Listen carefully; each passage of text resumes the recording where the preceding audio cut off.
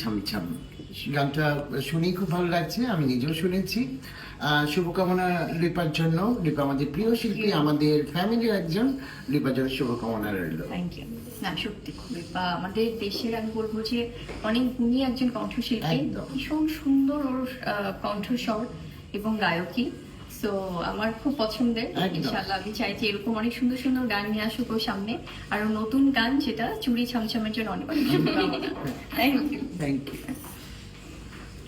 So আমার খুব পছন্দের। একদম। ইনশাআল্লাহ আমি চাই যে এরকম অনেক সুন্দর সুন্দর গান নিয়ে আসুক ওর সামনে, আর ওর নতুন গান যেটা চুড়ি ছমছমের জন্য অনেক অনেক শুভকামনা।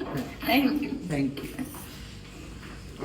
ছমছম গানটা শুনেই খুব ভালো লাগছে, আমি নিজেও শুনেছি। শুভকামনা লিপার জন্য। লিপা আমাদের প্রিয় শিল্পী, আমাদের ফ্যামিলির একজন।